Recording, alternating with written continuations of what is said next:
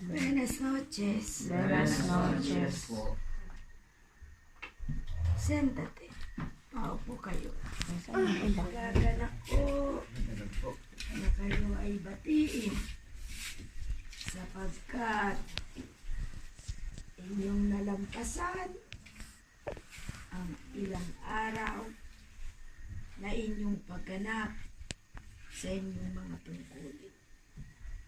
Paggampan na kung saan ay inyong pagsasakripisyo ng inyong pananalangin. Kahit ang iba ay nahihirapan at napapagod, napapagal sa inyong mga gawain, ay ipinagpatuloy ninyo ang gawaing kabanalan. Ang gawaing kabanalan, ito ay hindi lamang pagtulong sa inyong bayan. Ano ang simbolo ng aking pagpapasakripisyo sa inyo ng pagluhod na ito? Ito ay ang pananawagan ng taimtim at matutunan ng mga bawat isa sa inyo ay hindi lamang ang paglagak o pagpigil sa lugar na ito, kundi bawat isa ay makapanalangin, hindi lamang para sa pangsarili, kundi para sa inyong bayan. Gaya ng wika ko sa inyo, madurugsungan pa ang panahon ng sakripisyo ng inyong bayan, maging ng mga taga-ibang bansa. Marami pang biktima ang papanaw at marami pa ang biktima na madaramay sa sakit na iyan.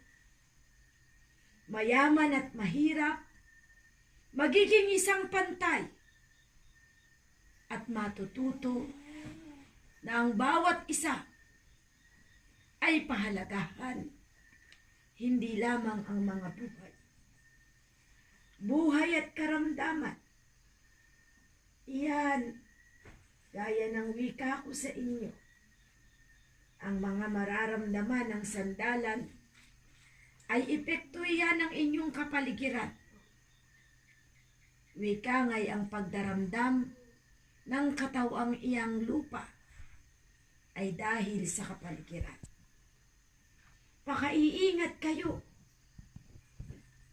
sapagkat hindi doon natatapos ang bawat sakripisyo ng inyong bayan. Gaya ng aking tinura na paulit-ulit kong winiwika, kapatid sa kapatid ay magpapatayan. Pilipino sa kapwa Pilipino ay magpapatayan at magpapataasan. Ang inyong gobyerno at ang namumuno ng inyong bayan, maging ng inyong pangulo, magaling ang utak. Alam kung paanong laruin ang bawat isa at mga tao. Hindi siya mangmang at lalong hindi naman siya taong masama. Yan ay paraan kung paanong ang mga tao ay matuto na ang mas mahalaga ay ang buhay, hindi ang salapi.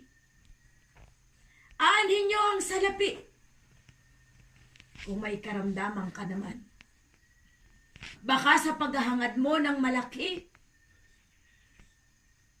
na hinahangad mo sa iyong sarili, malaki pa ang mawawala kasama ang iyong buhay. Kaya inyong pag-iingatan. Ang kinang ng salapi ay nakatutukso at ang kunang ng salapi ay nakakatakot. Lahat ng tao ay maiinggan niya para ito ay matamasa at makuha. Pero inyong pakatatandaan Mapalad ang mga taong nagtitiis. Gaya ng aking tinuturan, kayo ay mag-intay ng inyong tamang panahong paglaya. At ang hindi makatitiis, sadyang kayo'y bababa doon sa kapatagan. Mas iigting pa ang susunod na 2 linggong ito. At bago matapos at pumasok ang Mayo, mas marami pang biktima. Aabot pa ito sa higit sa 10,000 katao ang mabibiktima nito. Aabot pa sa maraming buhay, ari-arian, kayamanan, kalakasan ang magbubuwis at mawawala.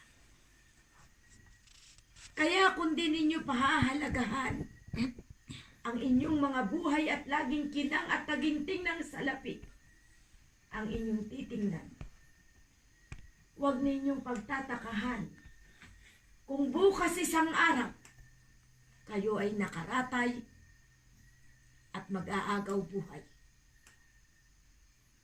Inyo ring pakatatandaan, hindi lang ang mga bilihit pagkain ang mawawala. Marami ang mamamatay, hindi lamang sa gutom, kundi marami ang kikitili ng buhay dahil sa kawalan. Ito na ang panahon ng salot. Salot dito sa bayang ito, maging sa bansa na kung saan ay hindi nakaunawa ng halaga ng buhay at tao. Kaya wika ko'y mapalad kayo kung nakakaunawa kayo. Subalit kayong mga tao ay tunay. Tunay na matitigas ang ulo, lalo't higit ang mga kabataan. Wika ko'y ang kabataan ang pag-asa ng bayan. Pero mali ngayon, noong unang panahon yaon. Ngayon ang kabataan ang nagiging isang tilamak at kalimitan, nagiging kasalanan at nagiging kalaban ng inyong bayan. Kaya ang wika ko, ang aking pagtuturo at pagsasakripisyo sa inyo, hindi natatapos sa ngayon lamang. Sikapin ninyo ang inyong mga sarili ay mag-alay, hindi ng panalangin para sa sarili. Ang ginagawa niyong oras-oras na panalangin, 10 buhay ang maitatawid ng sino man sa inyo. At higit pa roon, maraming induluwensya ang pupwede ninyong matulungan, hindi lamang ang mga namatay, maging ang mga buhay. Ang inyong dinaranas na ito'y kailangan kayo'y magkaisa, magtulungan, magturingan at magyakapan, sapagkat inyong tatandaan, walang kapatid, walang magulang, walang anak, walang asawa, walang kaibigan. Ang panahong ito'y panahon ng sakripisyo, na kahit munti man o mataas ay makararamdam ng mga bagay na di nyo inaasahan. Ipanalangin nyo rin na hindi sumapay ang ibang kalikasan, nakikitil pa rin ng maraming buhay. Ang lindol, baha, pagputok ng bulkan, maging sa iba't ibang bansa ay daraan. Kaya wika ko, huwag niyong mamahalin mga anak ang salaping iyan. Habang kayo'y naririto, at kung darating ang panahong kayo'y maiinip at mapapagal sa lugar na ito, maaari kayong makabalik sa inyong mga tahanan. Subalit huwag niyong kalimutan ang sakripisyo sa inyong tinatagurian. Subalit kung kayo'y makakabalik sa inyong tahanan, lalo na ang mga susunod na 2 linggong ito, marami na sa inyo'y mahihirapan na ang bumalik patungo rito. Naunawaan ninyo ang aking tinuran. Ang iba lamang ay pinagkakalooban na kayo'y tawagin, gaya ng wika ko sa aking sandalan. Huwag kang mabahala o matakot man ng panahon ng bubuhusan ang krus na iyan. Ako'y tatawag ng mga tao't magpapadating. Kung man yan ay may bantay ay aking patutulugin, o di kaya'y aking aabalahin upang hindi ka makita sa iyong daraanan. Ang tagaliwas ay ibibigay sa iyo upang makarating sa lugar na ito. Subalit gaya ng winika ko, ang halaga at bagay na maiaambag ninyo sa lugar na ito ay isang bagay din na sa pagbubukas at pagkatapos ng epidemyang iyan, maraming liwanag at tao ang aakayin ninyo. Kaya wika ko pag-iingat dahil sa lugar na ito, sa dami niyong iyan, maraming hamon ang darating. Lalo't ang hangin ay pataas. Hindi niyo sasabihin ang epidemyang iyan ay laway lamang ng tao. Ngayon ay nakaturok at nakalagay sa hangin ang sakit na iyan. At maaari pang gawing anomalya iyan. Matutuklasan nyo na isang malaking anomalya ng iba, lalo't ng ibang bayan at bansa, ang epidemyang iyan. Marami ang pikikitilin at gagawing isang halimbawa upang maraming mga tao ang magbuwis ng buhay.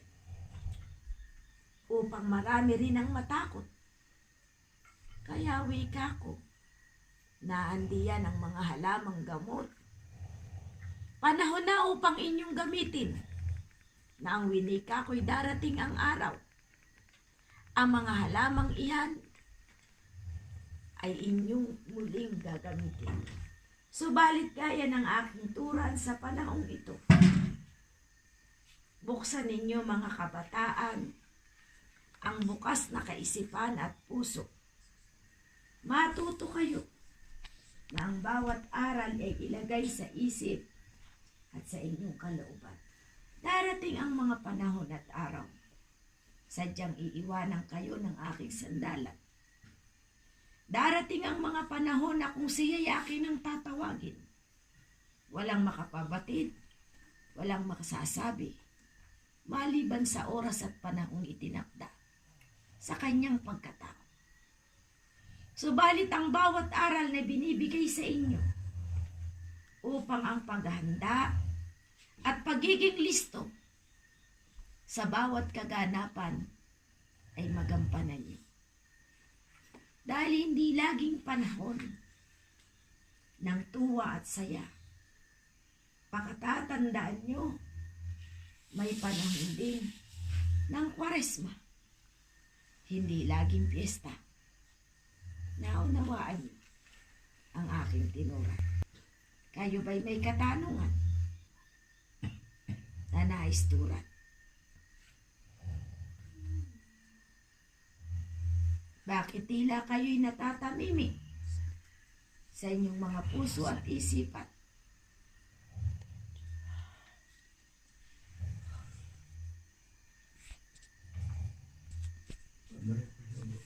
Ang bibig ay hindi ginamit na palamuti. Siguraduhin mo lamang na ang itatanong mo sa akin kapaki-pakinabang. Yung gamot po ay kailan po kaya matutuklasan? Anak ko, ang gamot ay naririyan lamang.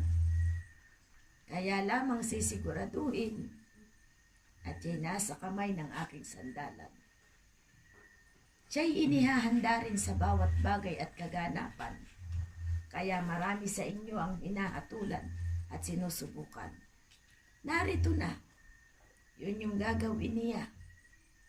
Sibuyas lamang anak ko yan. Ang formulang iya'y nasa kanya. Ihayag ninyo. Binibigyan ko ng kapahintulutan. Pero kung maahayag iyan, ito ang tandaan ninyo. Gagamitin yan sandalan upang mapuntahan ang may mga sakit na yan. Iba yung pag-iingat ang kanyang kailangan. Sapagkat ang kanyang pangitain na ang lugar na ito ay pinagdalhan ng maraming may sakit, ay may posibleng mangyari yan. Naunawaan. Kaya kayo'y inihahanda sa bawat bagay na pwedeng mangyari at maganap. Subalit, huwag ninyong ipangamba. Ang mangangamba lamang ang wika mo, Diyos ko po, sa isip ninyong iyan. Tandaan ninyo ang aking wiwikain.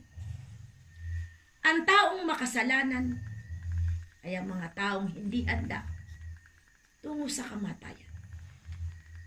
Lahat ng tao ay papasok sa pinto ng kamatayan. Subalit maging handa kayo kung kailan ilalaan iyan. Naunawa. At maging bukas ang isipan. Naunawa. Sapagkat gaya ng winika, ang inyong katawan ay simbolo ng isang halaman. At ang halamang iyan ang tutulong din upang kayo ay gamutin. Palibhasa kayong mga tao'y mga tamad na. Noong una, alam niyo mga anak, ang kaping barako lamang ang nais namin na iinumin sa umaga.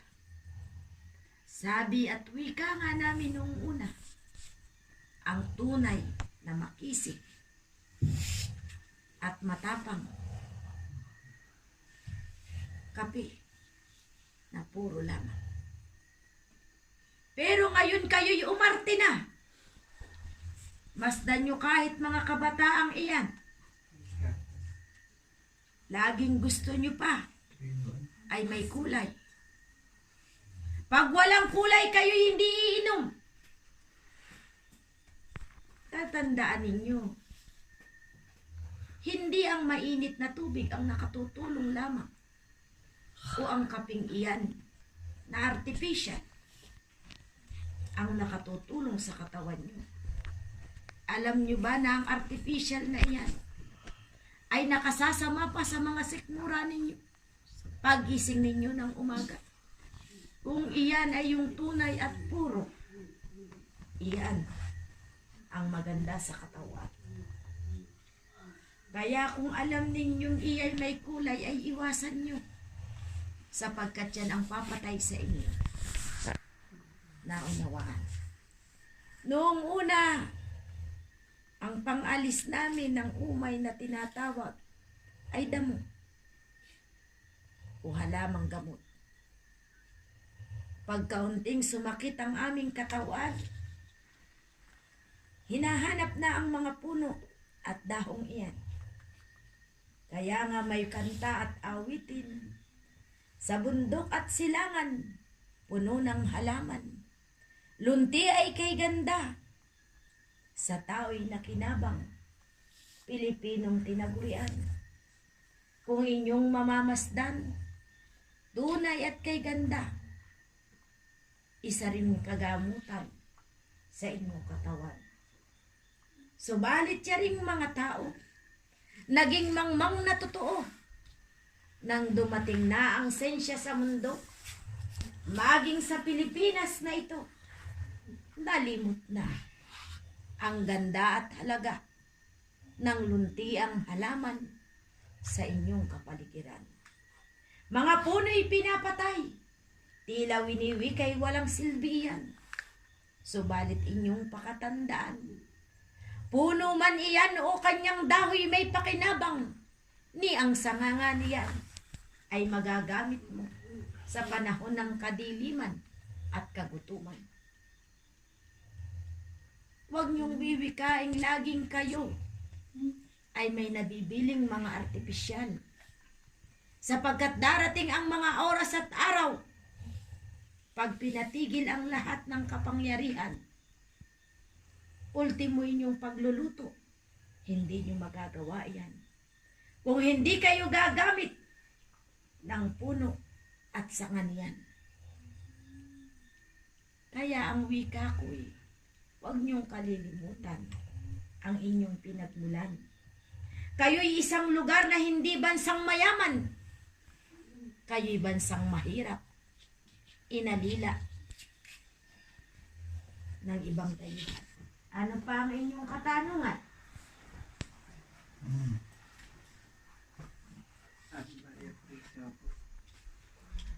Tatanong ko lang po. Nais ko lang po malaman. Di ba kaya po ay nung bago pinaril dun sa Nyawin? Lapitan. Sa Dapitan po. Di ba sa hindi po kayo? Asan po kaya kayo ng mga panahon?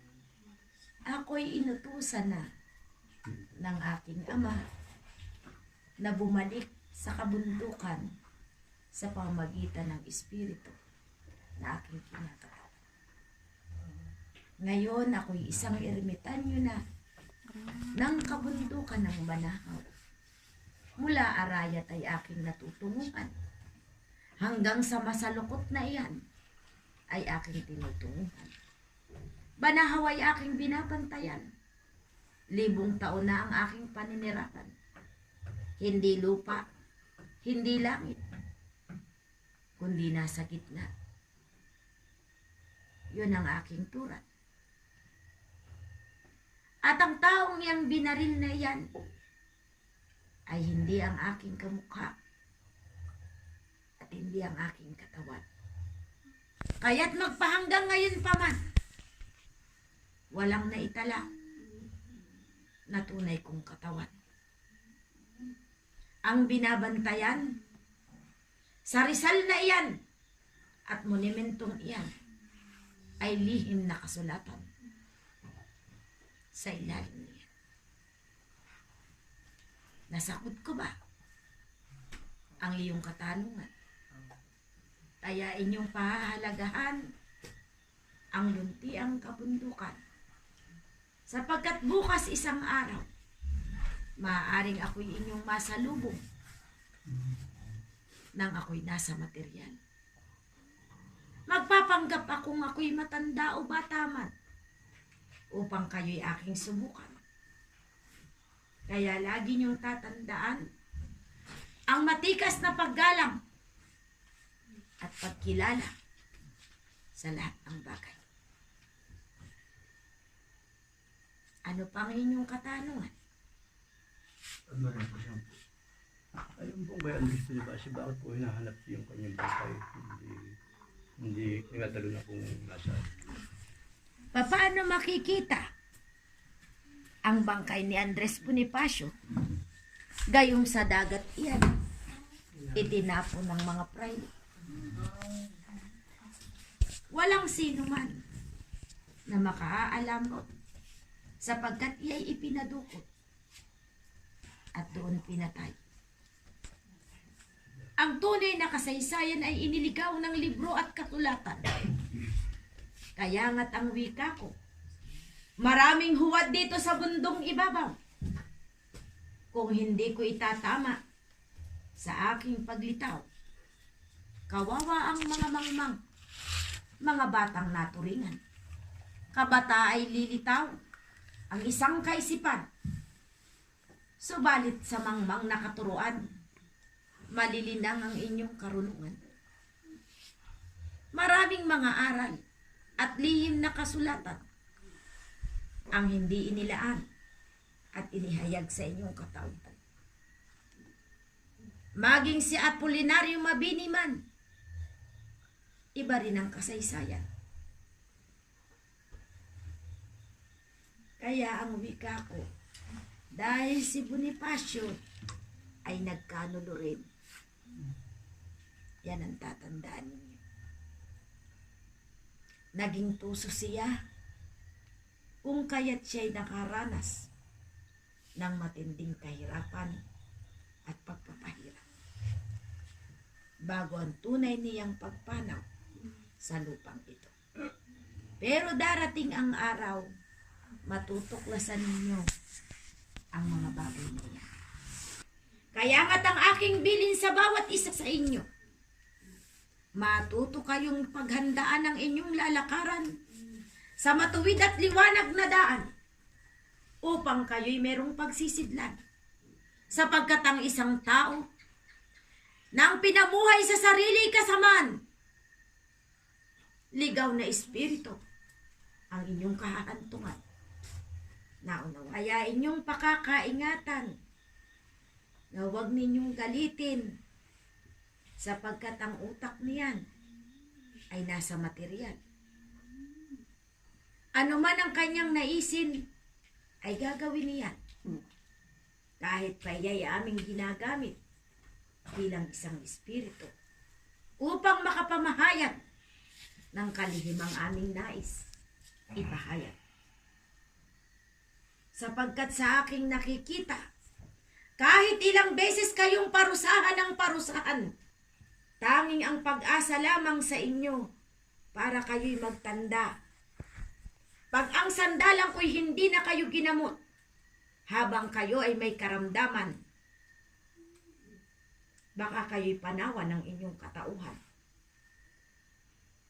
Huwag ninyong hihintayin na sa puntong iyo'y kayo'y tanggihan dahil sa inyong mga katigasan.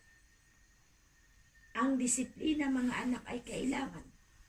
Baka akala ninyo ay napakasarap ng buhay na inyong pinagdaraanan sa panahong ito. Nagsisimula pa lamang kayo. Paano kung ito'y dumating sa 1 taon na sakripisyo? Kakayahin nyo pa ba ang 4 na buwan? At kakayahin pa ba ng bansa ninyo? Kung kayo'y hindi luluhod at mananalangin, at ang lais ninyo laging kaginhawahan ng inyong katawan, magsiuwi kayo sa inyong mga tahanan upang hindi kayo makapurhisyo ng kapaligiran. Gaya ng aking tinuturan, hindi pa mga anak yan, hindi pa tampay. Kumbaga sa hangin, bago pa lamang nahagupit. Kumbaga sa alon, bago pa lamang ito lumalakas. Pinaiikot pa lamang kayo ng inyong Pangulo.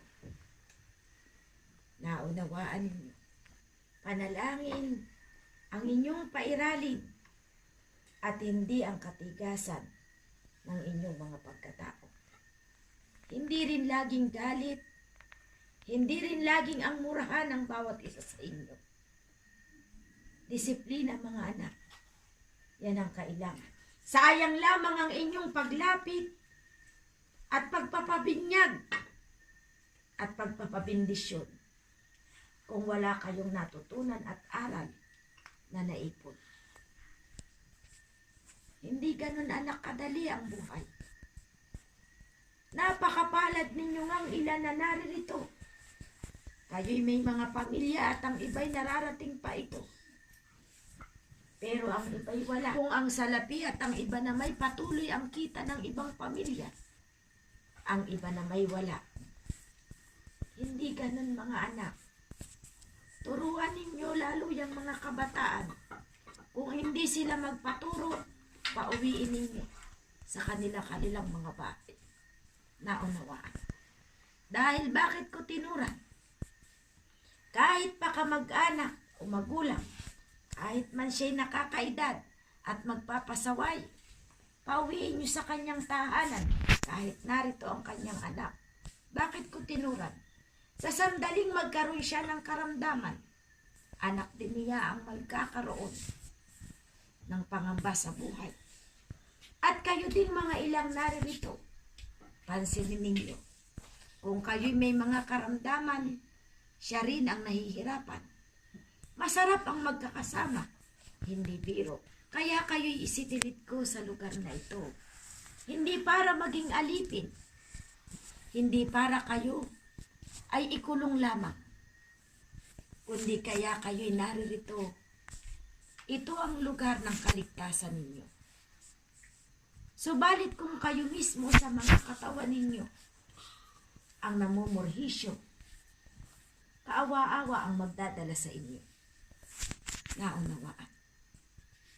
Wika nga, alam kong lahat ay nagnanais na makauwi. Pero ang wika nga, sa panahong ito, hintayin nyo lamang itong katapusang ito. At ang magpapasyang umuwi, umuwi kayo. Pero ito'y tatandaan ng bawat isa sa inyo. Ito'y una't huli kong bibigkain. Kasabay ng pagtiktik ng butiking iyan at patotoong tinatawag. Ang susunod na 2 linggo na aabutin ng Mayo ay mas matindi ang magaganap. Hindi ko ito kayo'y para takutin.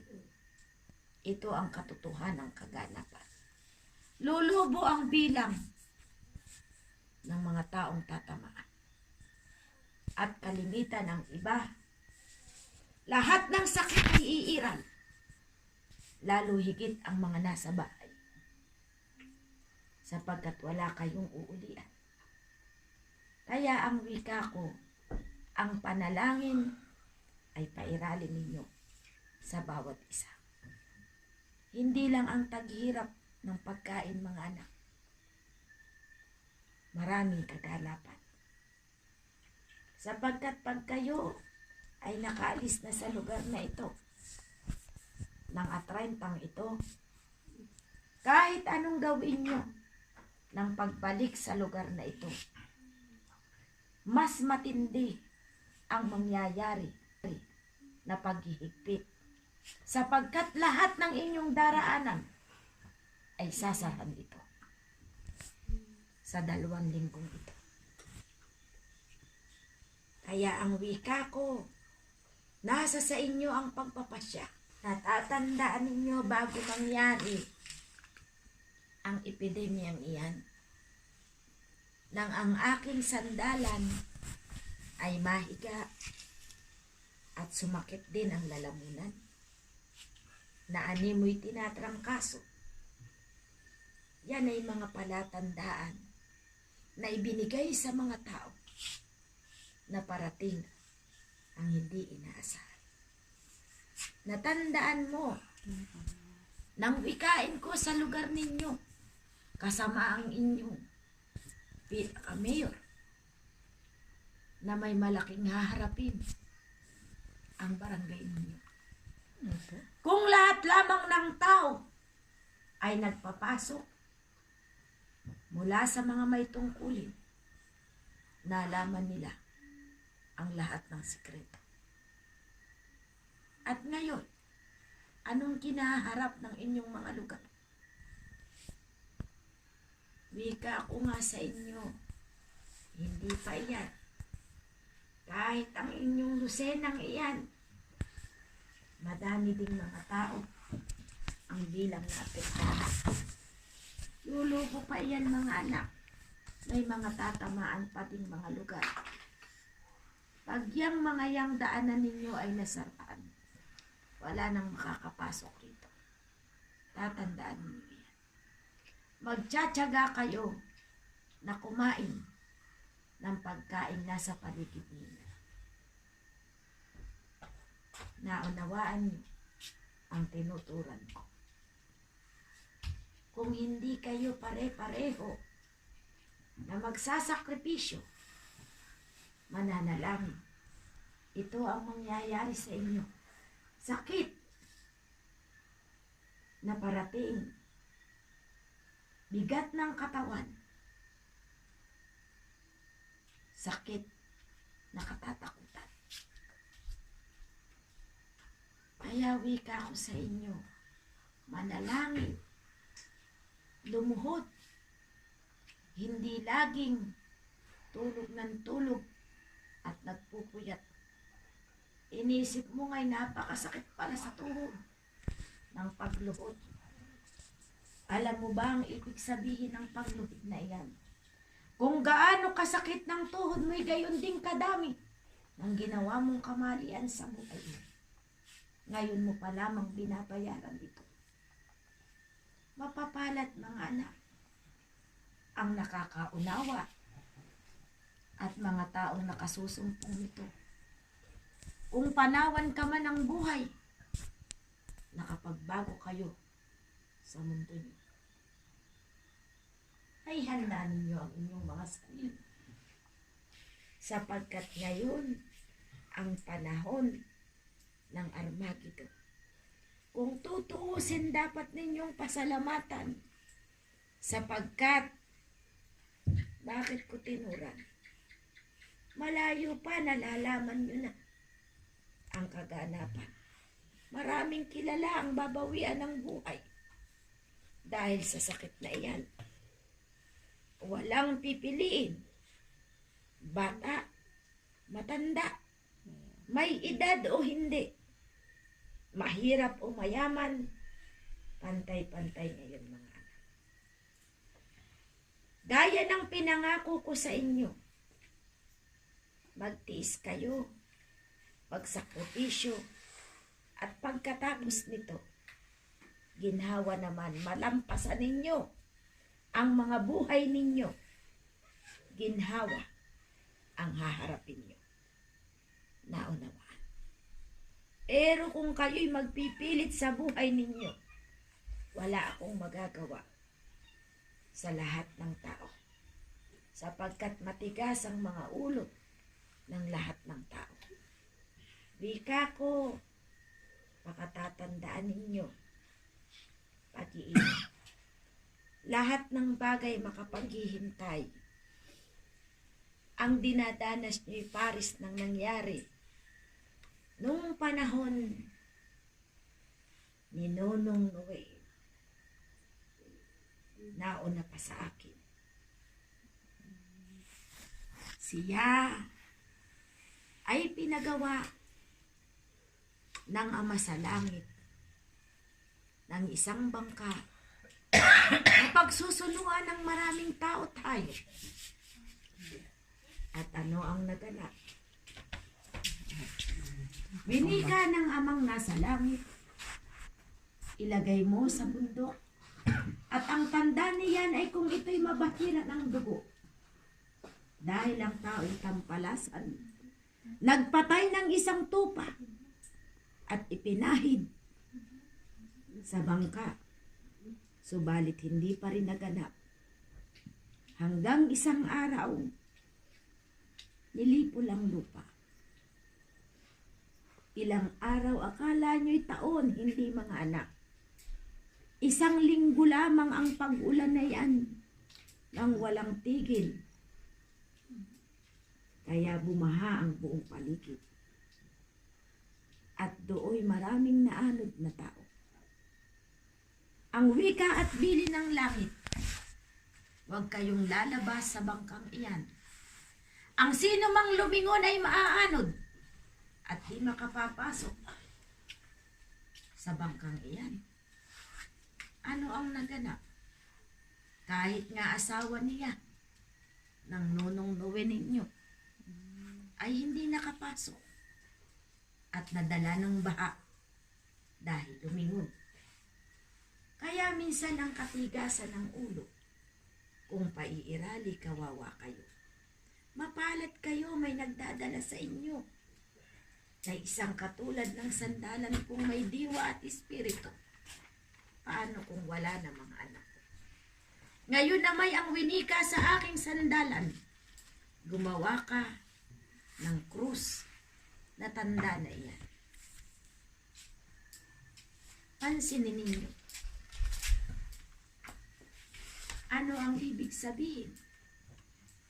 Bakit sa taong ito naganap ang epidemyang iyan? Bakit din sa taong ito natapos ang krus na iyan? Ano ang ibig sabihin nito? Sakripisyo mga anak. Ang taong ito ay luhod. 3 luhod. Tama o mali? Tama. Ang winika ko. Ano ang isang nasa dulo? Kulong. Nasaan kayo ngayon? Nasaan ang buong mundo? Nakakulong din. Sakit. At sinong nananalangit na kaluhod? Tao po. Ang mga tao. Kaya mapalad kayo mga anak. Huwag niyo lagi iisipin pera. Makikita iyan. Pero ang buhay at lakas, mahirap sumpungan. Yan ang iyong tatandaan. Ang mga pagmamahal sa pamilya. Kung tunay nilang kayo'y iniibig, pagkatapos ng lahat ng kaganapan, mararamdaman.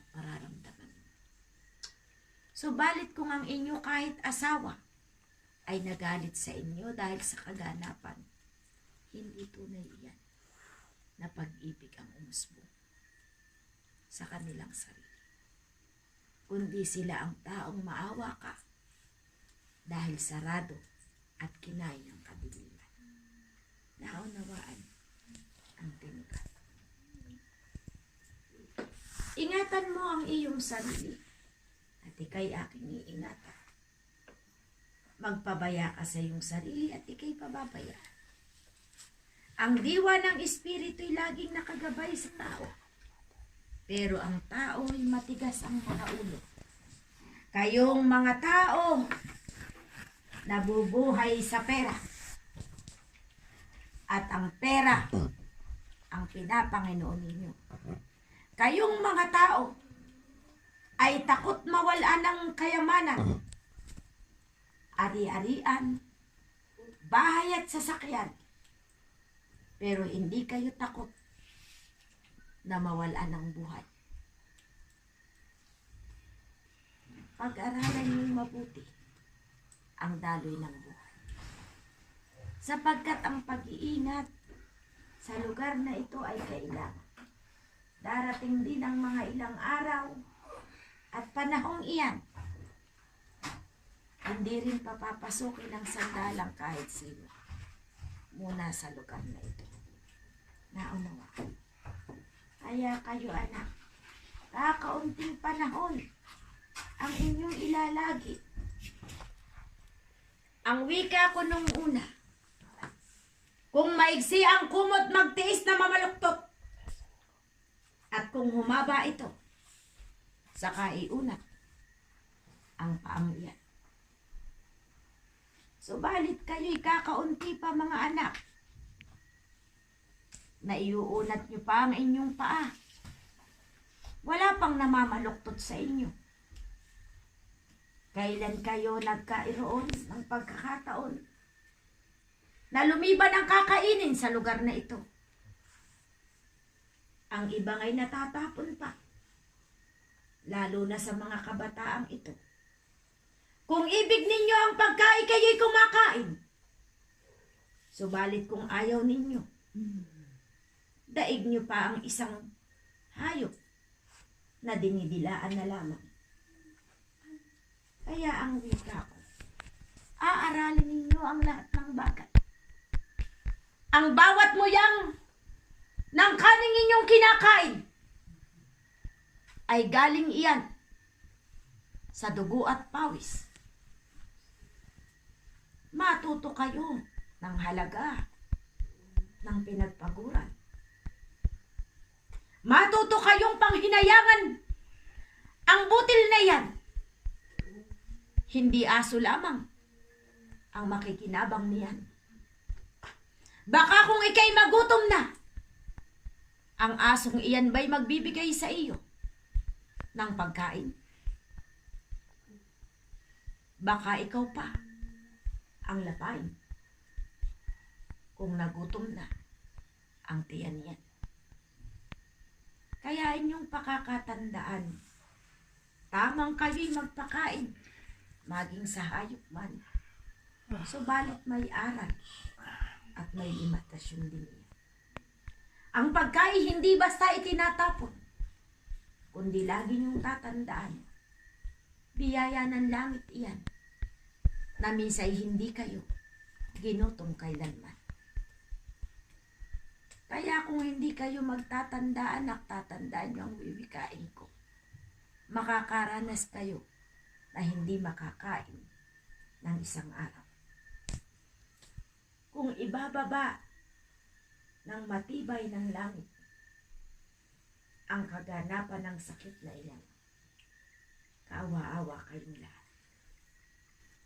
Hindi kayo kung natatakot lamang kung ako'y narito't dumarating, nadidisiplinay kung ako'y naririyan. Ilang ulit ko pa ba kayong parurusahan at bibigyan ng kastigo para kayo'y matuto? Pero gaya ng winika ko, latiguman ang ipalo ko sa katawan ninyo. Kung ang aking latay na iya'y di nyo tatandaan kailanman, at hindi kayo magkakaaral, baliwala ang latigong tampi pa lamang ang aking gambatan. Ramdam na ninyo mula sa kalingkingan. Ako'y nalulukot at nagampanan ninyo ang araw ng inyong sakripisyo. Pero kailangan ko ba bang magkondisyon sa inyo ng ilang araw para lamang kayo'y sumunod? Sino ang may pananagutan niyan? At sinong may tungkulin niyan? At umaasa pa kayo na kung gusto ninyo tapusin ng madali iyan. Pero tanungin ko kayo, kung kaya kayo'y nararatay sa isang karamdaman, magagawa nyo kayang hindi manalangin? Baka ultimo pagluhod ay hindi mo nabitawan. Pasdan mo ang ginawa mo kanina. Dati ayaw-ayaw mong luluhod. Pero nang nasa bingit ng kamatayan ng iyong anak, ano ang iyong ginawa? Sa harap ng altar na iyan, laglag ang iyong ugat luha. Mabuhay lamang ang mahal sa buhay. Ganyan ba ang nais ninyo laging katulad? Huwag ninyo mga anak susubukan ang kakayahan at karunungan. Sapagkat sa balasik na yan, kung ihahasik ko ang bawat tiyabag na yan, baka kayo ay magkaroon ng isang pananagutan na hindi ninyo inaasahan. Dalawang bagay ay magsunod sa lugar na ito. At ang hangbang na iyan, magsabay-sabay ang apat na elemento. Maaaring kayo'y sa isip ay kayo'y naobliga sapagkat kayo ay napapako sa lugar na ito. Subalit pakatatanda ninyo, hindi tungkulin ng Espiritu na makiusap para sa inyong tao. Kayong tao ang may pananagutan. At kayong tao ang may obligasyon na dapat gampanan pagkat ang buhay ninyo ay nananalaytay sa kalangitan. Gaya ng wika, ang tunay na pag-ibig sa puso ng bawat isa, pag-ibig ng isang pamilya na may pag-imbot ng kalinisan at kabutihan. Tandaan ninyo, gawin ninyong ehemplo na walang makapagbubuwag ni isa man sa inyo sa lugar na ito. Sikapin ninyo Kung ang buhay ninyo'y inyong mailigtas sa panahong ito, gawin ninyo itong ikalawang buhay ng inyong mga pagkatao. Sapagkat ang kasunod nito, 4 na elemento'y kikilos muli. Kaya ang wika ko, ito'y paghihirang at paraan para mabawasan ang tao. Sapagkat papalitan ng muli ang tao ng mundo. Ang mundo'y hindi papalitan, sapagkat mundo na iyan, kundi ang tao ang papalitan niya. Naunawaan. Kung ang ilan ay mapasama sa paghihirang, wala kang magagawa kundi iwan ang iyong katawan. Naunawaan. Ngayon si Rere, Patanong ko po sana po sa usapan namin ng aming kaibigan. Sabi daw po, ano daw po ang requirement sa bagong lupang natawag. Ang sabi daw po, gumawa ng mabuti sa kapwa. Ang sabi po na hindi daw po yun sapat. hindi anak ko, sapagkat maraming bagay ang dapat maintindihan ng isang tao. Hindi ang paggawa lamang ng kabutihan, tunay iyon anak. Hindi ito sapat. Sapagkat maraming bagay ang pwede mong gawing kabutihan sa lupang ito. Ano ang isa pa? Ang simbolo ay ang pagkakabuti ng iyong puso at isipan, pagiging tino at huwaran ng iyong sanlibutan. Ito ay isang paraan upang makasama ka sa lupang pangako. Subalit kung ang lupang pangakong ito'y iyong natungtungan at subalit ang iyong pagkatao kaya nga winik, hubarin mo ang malinis at madumi mong kasuotan. Kung ito'y malinis, panatilihin sa iyong katawan upang maging bagay sa iyong pagkatao. Subalit kung ito ay marumi, tanggalin mo ng pilit sapagkat para ito ay hindi makapangit sa iyong mukha ni pagkatao. Pakatatandaan mo, lalo't sa pamilya, unang kailangang mahubog, magulang at anak. Yan ang tatandaan. Sapagkat pwede kang gumawa ng kabutihan sa iyong kapwa, pero paano sa iyong pamilya? Naunawa. Ay nais pa bang mag-usap? Sertifikado, konstipitan ni Sirere. Kung mas mabuhay po kayo po ba sa anak niyo pong si Hitler, may iba pa po kayong naging anak at naging kayo na po ba kayo? Tunay nga anak, na minsan pag dumarating ako'y tulog ang pagkatao mo. Natandaan mo ba nung una na winika ko nung nakaraan dito? Bukod kay Hitler na anak ko, ay may isa akong naging anak na tumutungo noon sa bayan ng Sariaya sa tatay Pepe mo.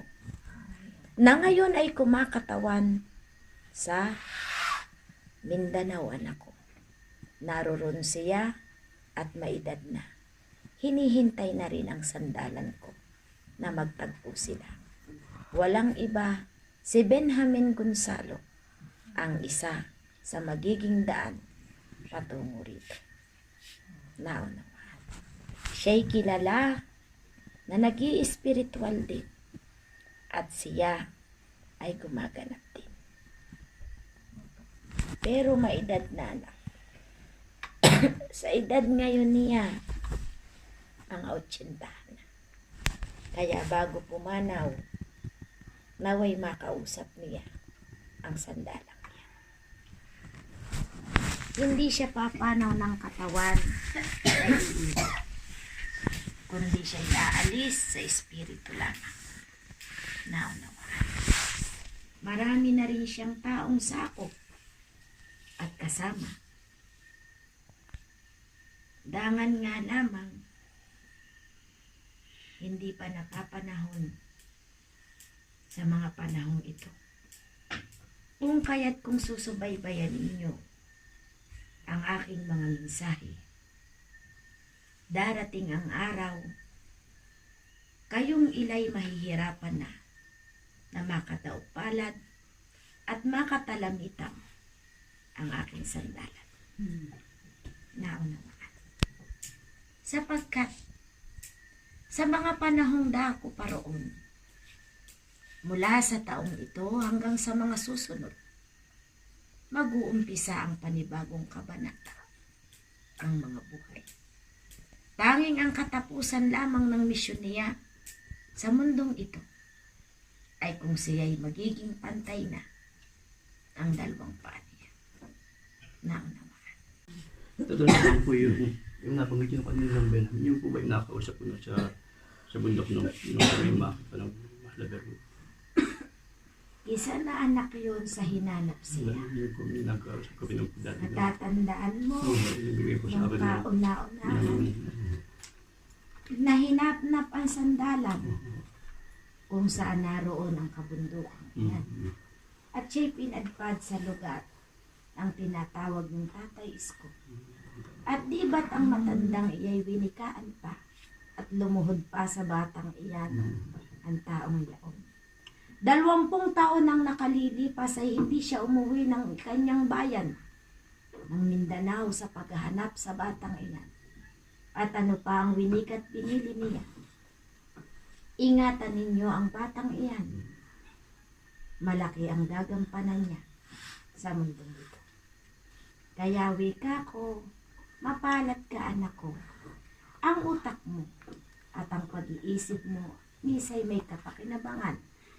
Pero wag laging daanin sa kapilosopuhan. Pero pakatatandaan mo ito anak ko. Ang lahat ng magagaling na tao ay nag-aral ng filosofiya. Katulad ng ama mo, nakaharap mo. Bago ako naging dalubhasa ay akin din pinag-aralan ang katulad mong kapilosopo. O may pilosopong putos po ng tinatawag. iba, pero yung Kaya ng wika nga, kabulgan. ang wika ng ilan. Kung iyong matamaan ang sibat na iyan, kung pag-aaralan ay merong laman. Kaya anak ko, hindi kita kinagagalitan, ito'y pang inis-inip lamang ng iyong mga kapatid. Pero kung kanilang nanamnamin, may aral at kabuluhan. Pero sa 10 ng pilosopiyang iyan, may ilan ay hindi tasala sa aking panglalamayan. Naunawaan. Ang iba'y aking pupulutin, pero ang iba'y aking ibabatuin sa iyong harapan. Naunawaan. Hindi siya'y sumain. Nais niyo pa bang mag-usap? Sempikado kung sabitan. Kung si Amang Jesus po ang inayos ni Birhen Maria, sino po kaya ang inyong Ang aking inaanak ko ay walang iba ay Espiritu Santo. Nang birhing kumakatawan ng makiling na ito. Siya ang aking ina.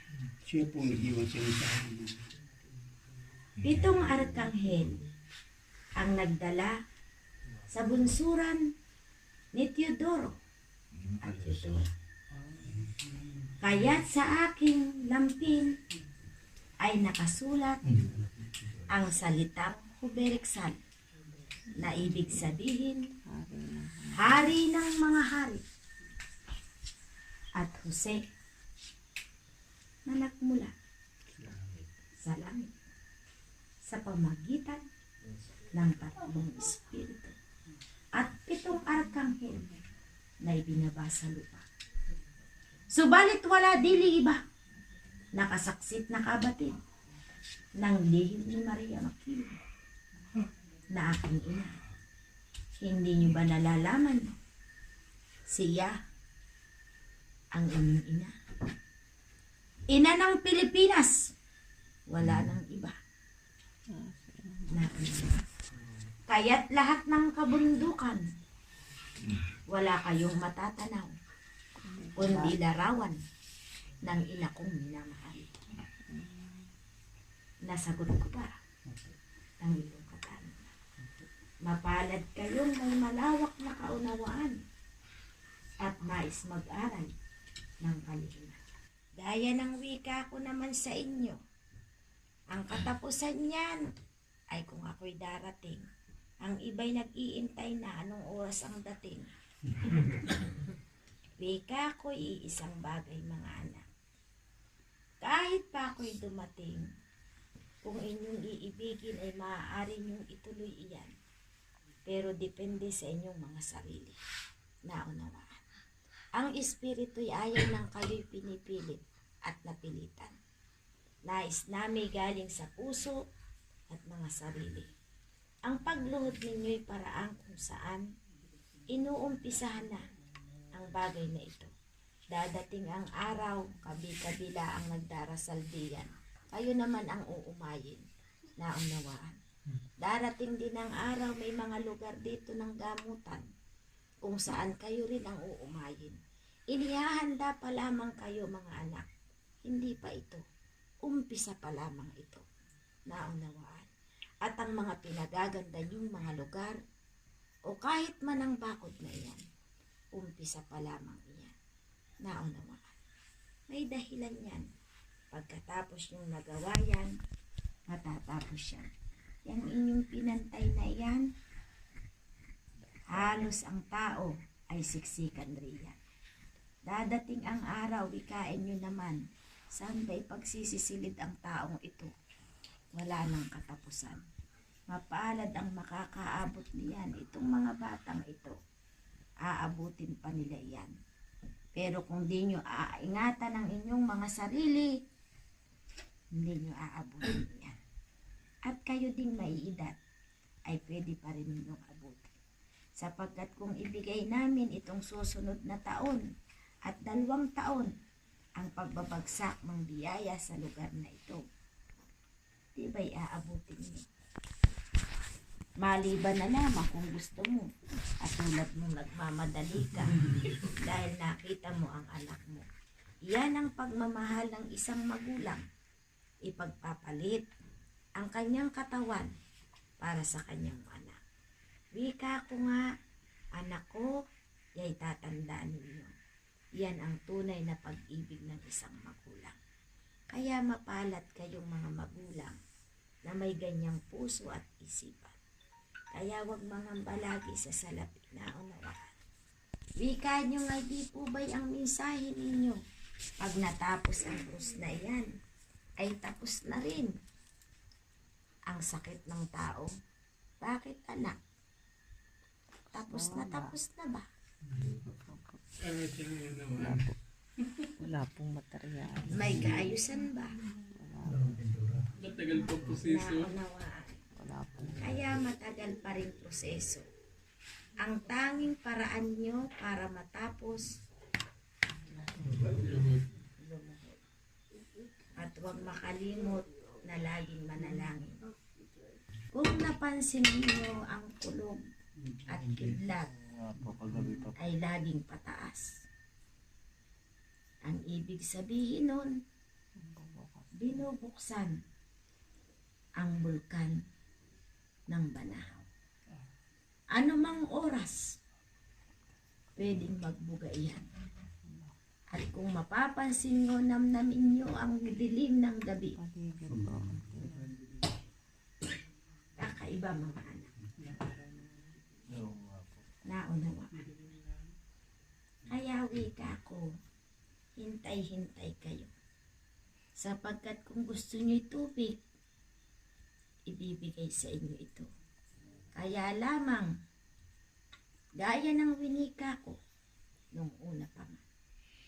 Pag binuksan ang tubig na iyan, maraming buhay muna ang magbubulis diyan. Sapagkat ang tubig na yan ay tubig na galing sa bulkan. Kaya ang pagdaloy niyan at pagputok niyan muling babalik sa lugar na ito. Naunawaan. Kaya wika ko'y panalangin, huwag kayong laging makalimot. At wikain mo sa sandalan, ang kanyang sarili ay huwag pangambahin. Ikampante, sapagkat patuloy na lumilipad ang kanyang isipan. Sa gabi na kanyang pagkatulog ay pinakikita ang lahat ng kaganapan. Darating ang araw, sadyang puno ito ng tao. At kung kayo'y madidiscover ang lugar na ito, baka ito'y gawin na lagayan ng may mga sakit na ito. Dahil pag natuklasan ng kagalingan, hindi lamang ng bukal na iyan ng buhay, sapagkat may isa rin na magpapatotoo niyan. Wika nga iisang bagay, matuto. Kung meron kayo nakaugnayan tungkol sa lugar na kung saan pwedeng makatulong, gawin ninyo na unawaan. Makakatulong, lalo na ang tubig na narito. Makakatulong sa lugsong ng buhay sa mga may biktima niyan. Pero ang mahigpit ninyong kalaban ay hindi lamang ang gobyerno, kundi ang kadiliman. Sapagkat gagamitin ng kadiliman ang epidemyang iyan upang kumitil ng maraming buhay. Kaya wika ako'y panalangin sa bawat isa. Bendisyon ko'y sumainyo. Pagpapalay tanggapin hanggang sa muli na aking pagdating. Kayo'y gagabayan ko gabit araw sa inyong mga buhay. Maging mabuti lamang kayo upang maiwasan ang mga sakuna o kung ano pa man sa inyong kapaligiran. Disiplina ng bawat isa na unawaan. Hindi siya'y kantin ng bawat isa pagpapalay tanggapin. Salamat po.